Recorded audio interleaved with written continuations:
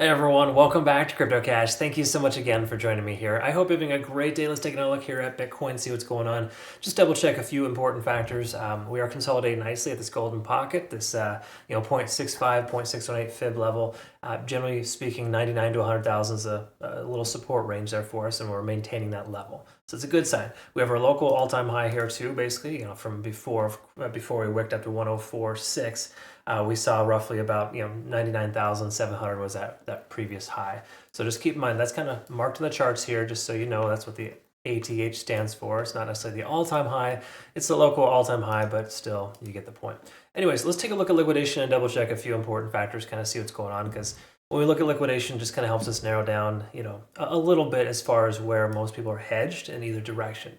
And again, when it comes to liquidation levels, they're not like an exact science. The price doesn't go instantly there because it's there, but you got to recognize that with too many people trying to do one thing, market makers see that and they'll try to reverse the price action. So what I'm getting at here is we got our local high there at about 102. We got some liquidation above that, but the most heaviest concentration is this 105 area. So that's once more, again, above the local high here or all-time high, essentially just letting us know that there's a lot of people shorting at 105. Those are probably some high leverage shorts considering how concentrated that level is there. We probably got some medium to low leverage shorts added in as the price continues lower, but people feel pretty confident in taking a short right there. And I understand, it's easy to want to short the highest point in which the price section had gone, but the problem is you don't really know how much higher it's going to go. I think it's safe to say we're probably not going to see 105,000 this weekend, but once again, weekends are weird, folks. We've seen some weird Saturdays and Sundays lately. Either way, liquidation is present there. We can see with liquidation delta, we can recognize this shift. This shift has occurred, right? We had over 25 billion in liquidation at one point. Boom, price strikes down hard. We saw a wick down to 90,200 in about 2 minutes. It was insane amount of volume. Either way, that whole little reset button got hit there. We're here now, and we have still generally more people shorting than taking longs. And this level is maybe somewhere in the range of about 4 or 5 billion in liquidation for shorts. Okay, so decent amount there. Let's take a quick look here at the open interest and double check a few things. We can recognize 100,000 as per usual is that heaviest concentration there. Secondary to it about 98.3. So again, folks are adding to their position in the 97 to $100,000 range, and we can see that there. But once more, 100,000 potential support or resistance zone that we're in right now, based on the simple fact that there's a lot of interest in that area. Okay, so let's take a look at the daily, work our way down, and just quickly understand that we're still bullish. I mean, why wouldn't we be, right? The price action is moving up. We're establishing higher highs and higher lows in most cases. There's really no reason to consider a short position just yet. I know it seems kind of crazy, but at this point, we got to give 100,000 a chance to hold. That's really what the bottom line is. Anytime a previous resistance is retested as a support, you have to kind of see how that handles first before you just mistakenly jump into a short position. Okay.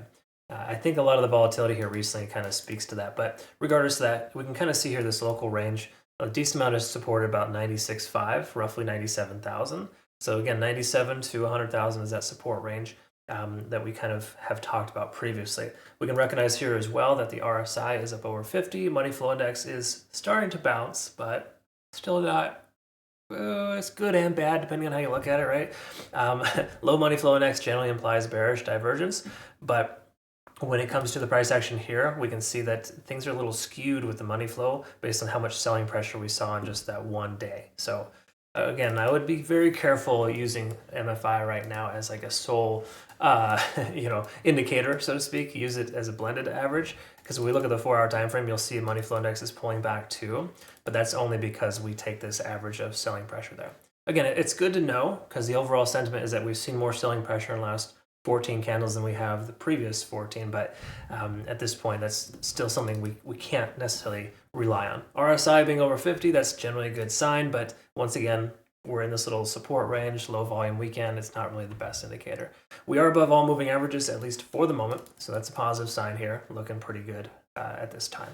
Okay, so again, tentatively in good shape. I wouldn't say by any stretch this is like a phenomenal situation in either direction, truthfully.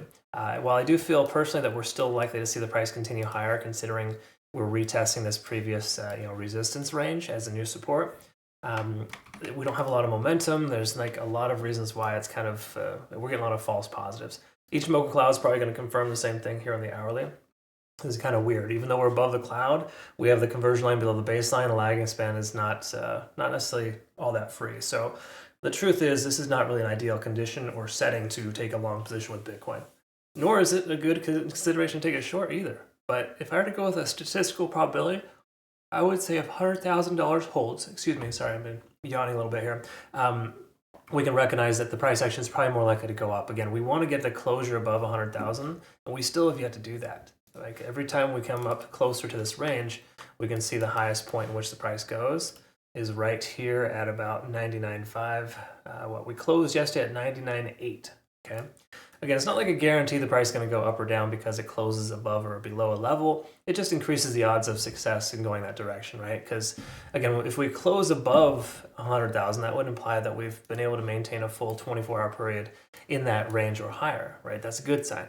But right now, we can't seem to maintain that. So until we do, we can kind of presume the price will be stuck in this range of 97 to 100,000. So overall, not a great situation here for Bitcoin, kind of in a weird transition. And this being a weekend, I'm not necessarily recommending any type of trades right now. So I would just kind of chill out, hang out on the sidelines, let Bitcoin establish its direction and go from there. But we are essentially establishing higher lows and higher highs for the moment. And that's generally a positive sign. Okay. So again, I think that the overall sentiment's still okay. It's just not phenomenal. Okay. Again, there are some circumstances where the price action can look really awesome. This is not one of those. Okay. All right, folks. I hope that made sense. I described that correctly. Be on the lookout. I'll post a playout chart on our Twitter, Telegram, and Discord here shortly. Then, obviously, if you want to join us over at Bitunix, phenomenal exchange, folks. $12,000 deposit bonus. No KYC or VPN required. Highly recommend checking them out. I hope you have a good rest of your day regardless. Thanks again so much for your time. We'll see you soon. Bye-bye.